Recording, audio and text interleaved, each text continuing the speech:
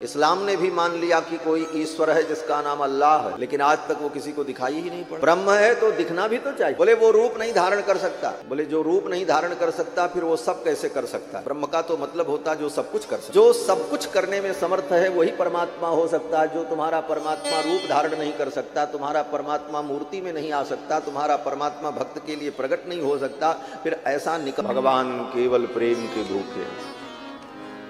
भगवान को और क्या चाहिए? और हम प्रेम संसार से करते हैं, भगवान से व्यवहार करते हैं। और सच पूछो तो संसार से व्यवहार रखना चाहिए, भगवान से प्रेम करना चाहिए। संसार व्यवहार का भूखा है, संसार तुम्हारे प्रेम का भूखा नहीं। संसार से आप बहुत प्रेम करो, संसार के लोगों से, लेकिन व्यवहार में अगर थोड़ी सी आपसे चूक हो गई तो आपसे लोग नाराज हो जाएंगे, बात बिगड़ जाती। क्यों? बोले संसार प्रेम नहीं समझता, संसार तो व्यवहार ही समझता है। प्रेम तो भगवान समझते हैं। राम ही केवल प्रेम प्यारा, जान ले जो जान निहारा। जिसको जानना है जान लो, राम जी को केवल प्रेम प्रिय है। राम ही केवल प्रेम प्यारा। और यह प्रेम जो है इसी का नाम भक्ति। भक्ति कुछ और नहीं है। महनीय विषय प्रीति ही भक्ति ही। जहां पर भक्ति की व्याख्या की वहां पर आचार्य चरण यही कहते हैं कि महनीय विषये प्रीति ही भक्ति ही। महनीय परमात्मा के विषय में जो प्रीति है उसी का नाम भक्ति है। देवर्षि नारद भी अपने भक्ति सूत्र में जब भक्ति की व्याख्या करते हैं तो कहते हैं प्रेमैव कार्यम प्रेमैव कार्यम प्रेमैव कार्यम। भगवान से प्रेम करो, प्रेम करो, यही भक्ति है। और ये भक्ति तभी प्राप्त होगी, भगवान से प्रेम तभी होगा जब हम बार बार सत्संग करते रहेंगे, भगवान की लीलाओं को सुनते रहेंगे, भगवान के चरित्र को सुनते रहेंगे। और इसी प्रेम भक्ति के परवश होकर के ही तो भगवान दशरथ जी के बेटा बने। कल आपने कथा सुनी, भगवान दशरथ जी के पुत्र बने। मां कौशल्या के गोद में भगवान खेल रहे हैं। क्या तपस्या किया कौशल्या ने? तो गोस्वामी जी महाराज कहते हैं कि व्यापक ब्रह्म निरंजन निर्गुण विगत विनोद सो अज प्रेम भगति बस कौशल्या के गोद। कौशल्या के गोद में राम जी क्यों आए? क्या कारण था?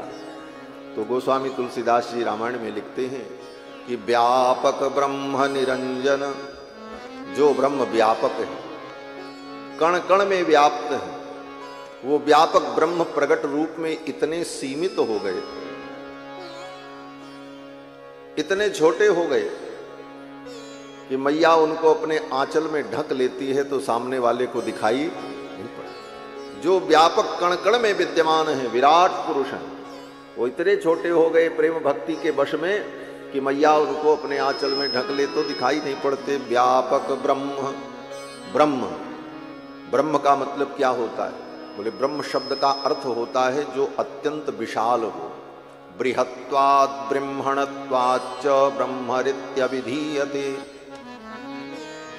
सनातन धर्म के एक एक सिद्धांत बड़े ही परिनिष्ठित और तर्क की कसौटी पर और विचार की कसौटी पर कसे हुए। कहीं भी आप मनमाने ढंग से कोई व्याख्या नहीं कर सकते। हर चीज का एक निश्चित नियम है। इसीलिए सनातन धर्म आज भी जीवंत है और अनंत काल तक ये सनातन धर्म जीवंत रहेगा। क्योंकि हमारे यहां सब कुछ तर्क संगत, व्यवहारिक, पारमार्थिक और वैज्ञानिक। इस कारण से सनातन धर्म का सिद्धांत सदा रहा है और सदा रहेगा। तो ब्रह्म का मतलब क्या? बोले किसी को हम ब्रह्म मान लें। ब्रह्म मानने के पहले बहुत विचार करना पड़ेगा, ब्रह्म और परमात्मा की परिभाषा क्या होती है। मानने को तो मान लिया, इस्लाम ने भी मान लिया कि कोई ईश्वर है जिसका नाम अल्लाह है, लेकिन आज तक वो किसी को दिखाई ही नहीं पड़ा। ब्रह्म है तो दिखना भी तो चाहिए। बोले वो रूप नहीं धारण कर सकता। बोले जो रूप नहीं धारण कर सकता फिर वो सब कैसे कर सकता है? ब्रह्म का तो मतलब होता जो सब कुछ कर सके। जो सब कुछ करने में समर्थ है वही परमात्मा हो सकता है। जो तुम्हारा परमात्मा रूप धारण नहीं कर सकता, तुम्हारा परमात्मा मूर्ति में नहीं आ सकता, तुम्हारा परमात्मा भक्त के लिए प्रकट नहीं हो सकता, फिर ऐसा निकम्मा, हाँ निकम्मा ही कहेंगे, जो कोई काम न कर सके। निकम्मा कोई गाली नहीं है, निकम्मा का मतलब जो कोई काम न कर सके। ऐसा निकम्मा ब्रह्म किस काम का? और हमारे यहां बोले, हमारे यहां ब्रह्म की व्याख्या है वो बृहत है, सर्वत्र है और विशाल है और सबको विशाल बनाता है और वो सब कुछ कर सकता है, उसके लिए कुछ असंभव नहीं। कर्तुम अकर्तुम अन्यथा कर्तुम समर्थ है, वो सब कुछ कर सकता है। वो अपने भक्त के लिए सूअर भी बन सकता है, अपने भक्त के लिए मछली भी बन सकता है, वो अपने भक्त के लिए कछुआ भी बन सकता है, वो अपने भक्त के लिए कहीं भी प्रकट हो सकता है, वो किसी का बेटा भी बन सकता है, किसी का बाप भी बन सकता है, वो सब कुछ हो सकता है। यही सर्वेश्वर ईश्वर का स्वरूप है। ब्रह्म का मतलब जो सब कुछ कर सके और जो बृहत है, अनंत है, व्यापक है, सर्वसमर्थ है, वह परमात्मा होता है। बृहत्वात् ब्रह्मणत्वाच्च ब्रह्मरित्य विधीयते, तो वह ब्रह्म परमात्मा सो अज प्रेम, वो प्रेम भक्ति के परवश व्यापक ब्रह्म, निरंजन। ब्रह्म की एक विशेषता है जो निरंजन, जिसमें कोई अंजन नहीं। अंजन माने कालिक, आंख में जो लगाते हैं उसको क्या कहते हैं? बोले अंजन। अंजन क्या है? बोले कालिक ही तो है। दीपक जला करके उसका कालिक बटोर कर तेल डाल करके उसको बना लिया, लगा लिया, है तो कालिक ही, इसीलिए उसका नाम अंजन। लेकिन परमात्मा तो निरंजन है। उस परमात्मा में, ब्रह्म में किसी भी प्रकार का कोई दोष नहीं है, सर्वदोष रहित है। लेकिन उस निरंजन परमात्मा को भी प्रेम भक्ति से मां कौशल्या ने जब बेटा बना लिया तो उसके आंख में अंजन लगा दिया। निरंजन को भी अंजन लग गया। और केवल आंख में ही अंजन नहीं लगाया, उंगली में जो बचा रह गया उसको मत्थे पर भी लगा दिया, मेरे लाला को किसी की नजर न लग जाए, डिठौना लगा दिया। व्यापक ब्रह्म निरंजन निर्गुण विगत विनोद। जो निर्गुण है उन परमात्मा में अनेक दिव्य अद्भुत गुण प्रकट हो गए, सब दिखाई पड़ने लगे। सब गुण तो दिव्य विद्यमान रहते हैं भगवान में सदा सर्वदा, लेकिन अवतार में भगवान के सारे गुण प्रकट हो जाते हैं और प्रकट रूप में भक्तों को अनुभव होते हैं। तो व्यापक ब्रह्म निरंजन निर्गुण विगत विनोद सो अज, जो अज है, भगवान का एक नाम है अज। अज माने अजन्मा, जो जन्म नहीं लेता। लेकिन ऐसे भगवान जो अजन्मा है वो भी बालक बनकर के इस धरती पर जन्म लेकर के आ गए और उनका जन्म महोत्सव मनाया गया, कल मनाया हम लोगों ने। ये सब असंभव संभव कैसे हुआ? व्यापक ब्रह्म निरंजन निर्गुण विगत विनोद सो अज, सब कुछ बदल गया और ठाकुर ने सब कुछ स्वीकार कर लिया। भक्त ने कहा आप अज हो, बोले कोई बात नहीं, तुम्हारे लिए हम जन्म ले लेंगे। बोले तुम निरंजन हो, कोई बात नहीं, तुम अगर भक्त हो तो तुम्हारे लिए हम अंजन को भी स्वीकार कर लेंगे। मेरे अंदर कोई भी प्रकट गुण नहीं है, सब गुण सूक्ष्म रूप से विद्यमान हैं, लेकिन तुम्हारे लिए वो सब गुण प्रकट हो जाएंगे। ये भगवान की भक्त वत्सलता, भगवान भक्त वत्सल मां कौशल्या के बालक बन गए। सो अज प्रेम भगति बस कौशल्या के गोद। और जब भगवान अयोध्या में प्रकट हुए तो एक रूप में नहीं, धन्य है अयोध्या की धरती जहां पर भगवान चार चार रूपों में प्रकट हुए। सिद्धांत यही है। सामान्यतया लोग यही मानते हैं राम जी ही भगवान है, बाकी तो उनके भाई हैं। लेकिन वाल्मीकि महर्षि जो कहते हैं कि कृत्वात्मानं चतुर्विधम, कृत्वात्मानं चतुर्विधम, अपने आप को चार रूपों में भगवान ने प्रकट किया। कृत्वात्मानं चतुर्विधम। और यही बात वेदव्यास जी कहते हैं। क्या कहते हैं? बोले चतुर्धागाद हरि ही, भगवान हरि चार रूपों में प्रकट हुए, राम लक्ष्मण भरत शत्रुघ्न के रूप।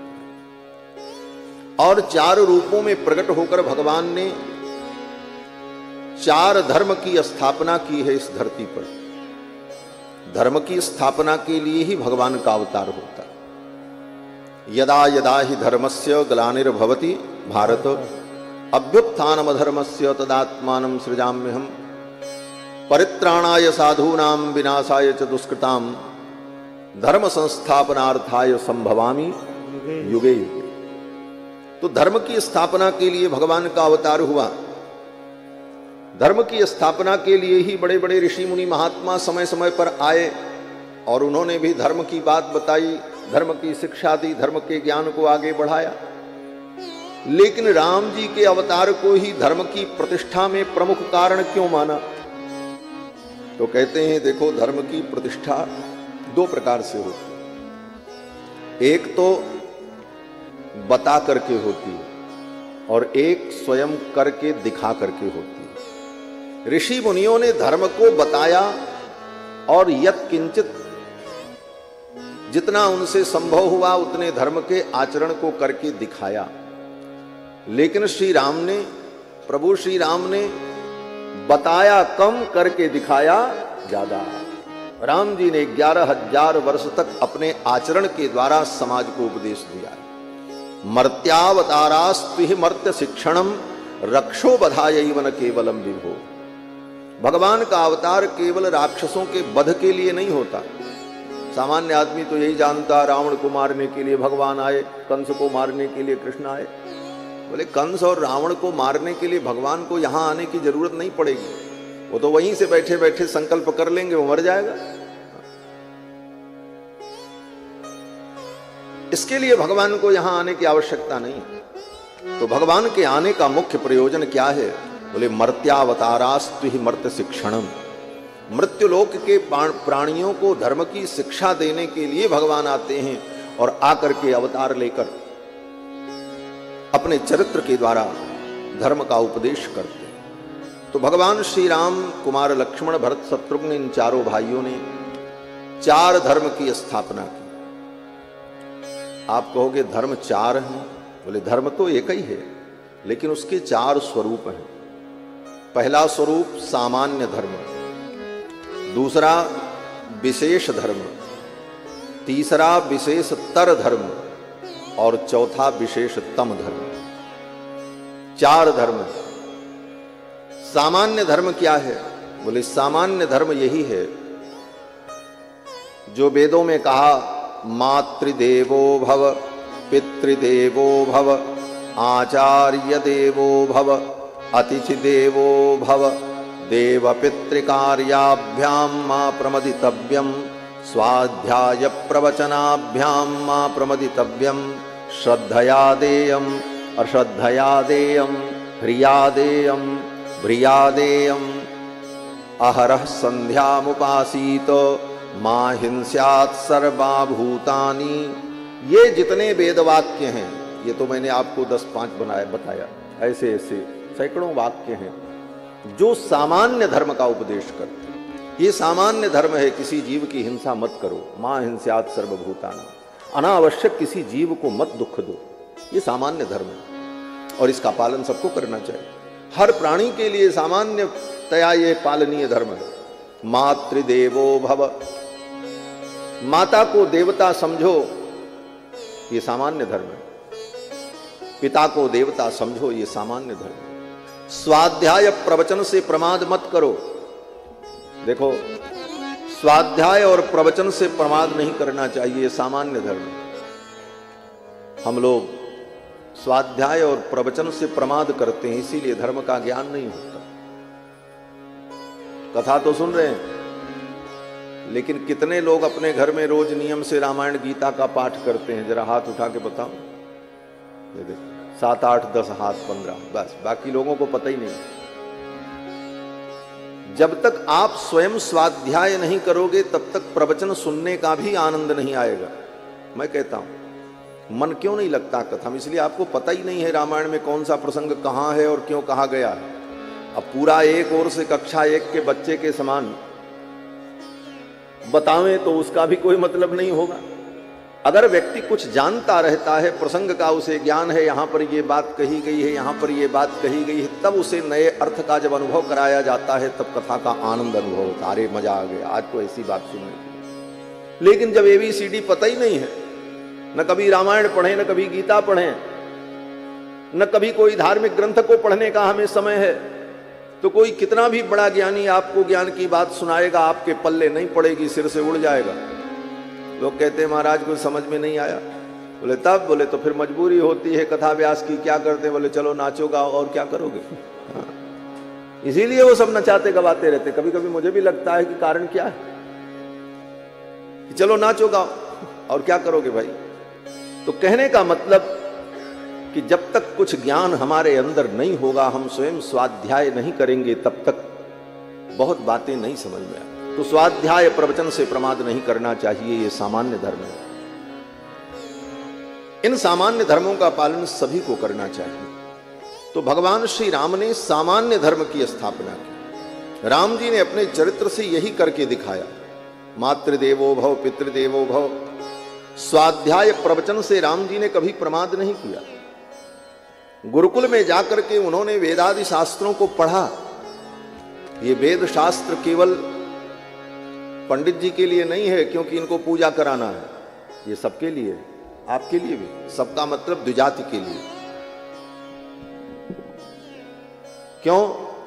बोले पंडित जी तो पढ़ करके पूजा कराएंगे, धर्मशास्त्र का आचरण करवाएंगे, लेकिन इसका ज्ञान प्राप्त करना द्विजाति के लिए, वेद का ज्ञान द्विजाति के लिए विहित है।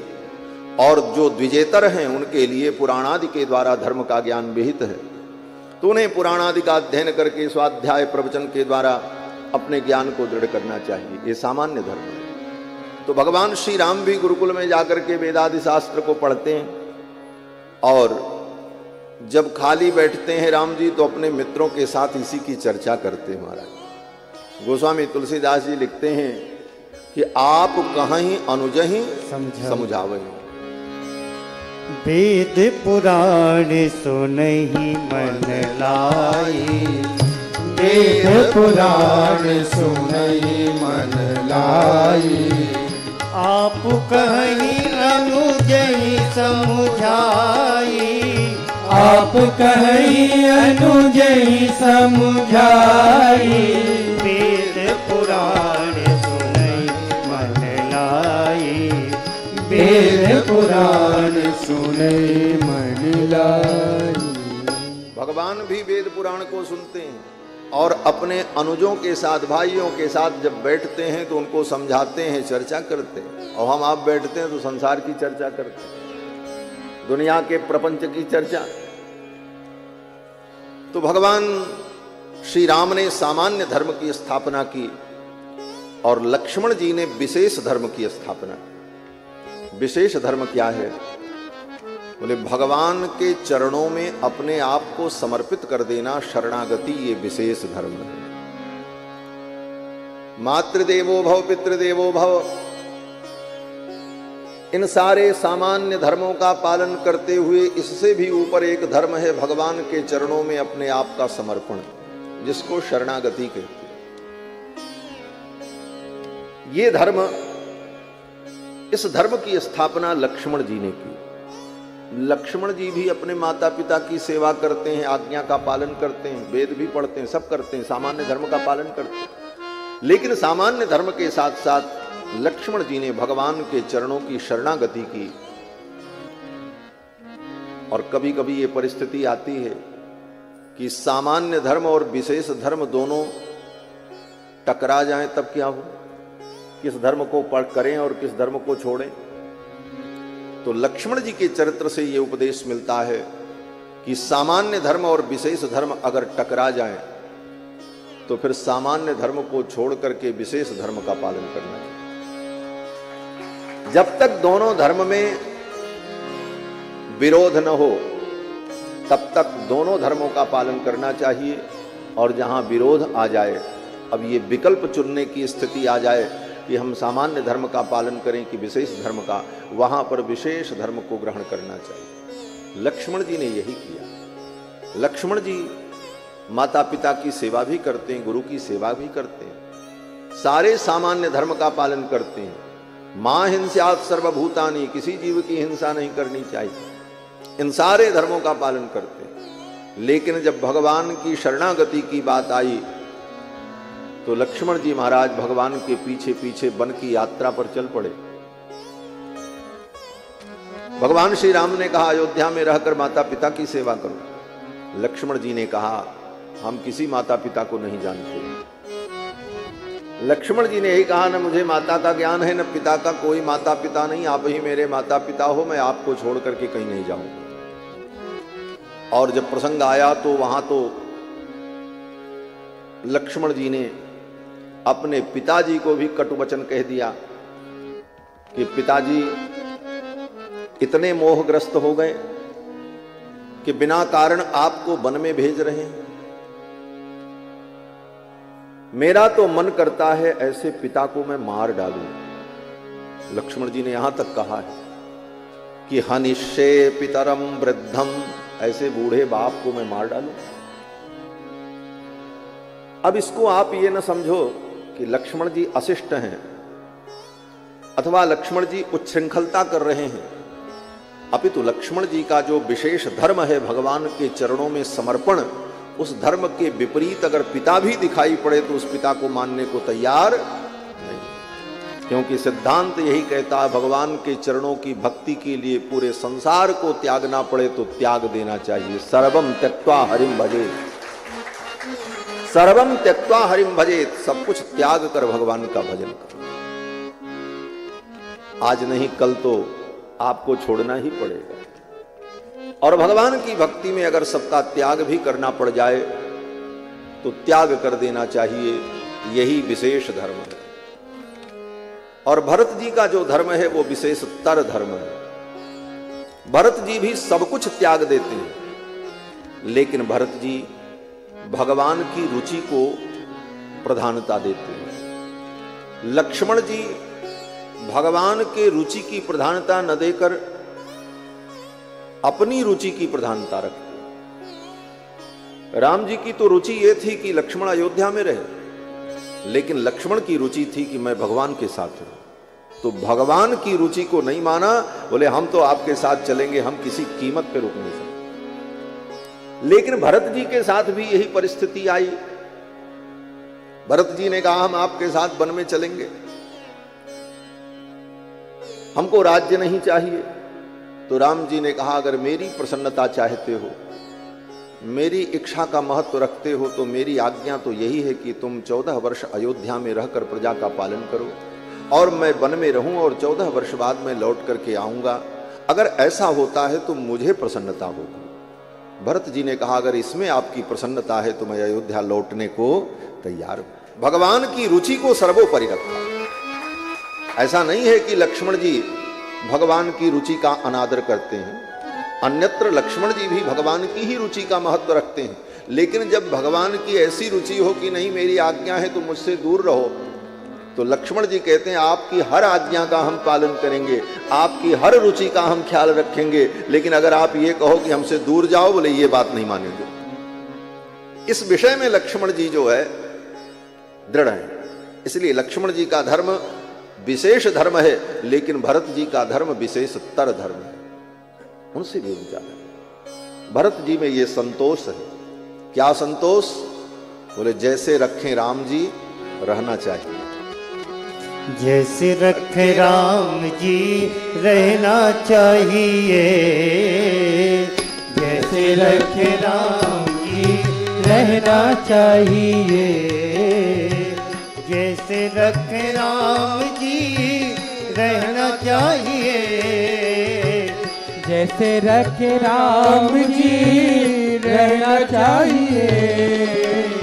सीताराम सीताराम कहना चाहिए, सीताराम सीताराम कहना चाहिए। जैसे रखे राम जी रहना चाहिए, जैसे रखे राम जी रहना चाहिए। चाहते आराम हो तो रोज ही सुबह शाम, चाहते आराम हो तो रोज ही। देखो आप भी हमारे साथ गाओ, गाओ, पीछे से गाओ, आनंद आएगा, और ताली बजा करके। चाहते आराम हो तो रोज ही सुबह शाम, चाहते आराम हो तो रोज ही सुबह शाम।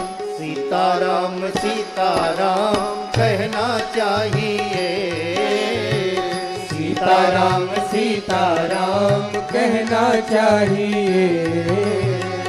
जैसे रखे राम जी रहना चाहिए, जैसे रखे राम जी रहना चाहिए। अनुकूल प्रतिकूल दोनों ही कुलों के मध्य, अनुकूल प्रतिकूल दोनों ही कुलों के मध्य, अनुकूल प्रतिकूल दोनों ही कुलों के मध्य, अनुकूल प्रतिकूल दोनों ही कुलों के मध्य। सरिता समान सदा बहना चाहिए, सरिता समान सदा बहना चाहिए। जैसे रखे राम जी रहना चाहिए, जैसे रखे राम जी रहना चाहिए। जीवन में ये जीवन एक नदी है, और नदी के दो किनारे होते हैं, और किनारे को कहते हैं कूल। कूल माने किनारा। तो हमारे जीवन की जो नदी है ना, ये जीवन की धारा, इसके भी दो किनारे हैं, दो कूल हैं। एक कूल का नाम है अनुकूल और एक का नाम प्रतिकूल। जीवन में कभी अनुकूलता होती है और कभी प्रतिकूलता होती है, लेकिन अनुकूलता में अपने आप में रहो और प्रतिकूलता में घबराओ मत। अनुकूलता और प्रतिकूलता के बीच जीवन की इस नदी को बहने दो धीरे धीरे, यही भाव है। सरिता समान सदा बहना चाहिए, सरिता समान सदा बहना चाहिए। जैसे रखे राम जी रहना चाहिए, जैसे रखे राम जी रहना चाहिए। सीताराम सीताराम कहना चाहिए, सीताराम सीताराम कहना चाहिए। रहो सदा शान से भरोसे भगवान के, रहो सदा शान से भरोसे भगवान के, रहो सदा शान से भरोसे भगवान के, रहो सदा शान से भरोसे भगवान के। काल के भी डर से ना डरना चाहिए, काल के भी डर से न डरना चाहिए। जैसे रखे राम जी रहना चाहिए, जैसे रखे राम जी रहना चाहिए। सीताराम सीताराम कहना चाहिए, सीताराम सीताराम कहना चाहिए। देह का ध्यास छोड़ ममता से मुख मोड़, देह का ध्यास छोड़ ममता से मुख मोड़, देह का ध्यास छोड़ ममता से मुख मोड़, देह का ध्यास छोड़ ममता से मुख मोड़। होके मुक्त मही पे भी चलना चाहिए, होके मुक्त मही पे भी चलना चाहिए। जैसे रखे राम जी रहना चाहिए, जैसे रखे राम जी रहना चाहिए। सीताराम सीताराम कहना चाहिए, सीताराम सीताराम कहना चाहिए। रंग हो राजेश हो देश परदेश हो, रंग हो राजेश हो देश परदेश हो, रंग हो राजेश हो देश परदेश हो, रंग हो राजेश हो देश परदेश हो। समता ही जीत में उभरना चाहिए, समता ही जीत में उभरना चाहिए। जैसे रखे राम जी रहना चाहिए, जैसे रखे राम जी रहना चाहिए, जैसे रखे राम जी रहना चाहिए, जैसे रखे राम जी रहना चाहिए। मान अपमान सदा सहना चाहिए, मान अपमान सदा सहना चाहिए। जैसे रख सीताराम कहना चाहिए, सीताराम सीताराम कहना चाहिए। सीताराम सीताराम कहना चाहिए, सीताराम सीताराम कहना चाहिए। श्री सीतारामचंद्र भगवान की जय। जय जय सीताराम।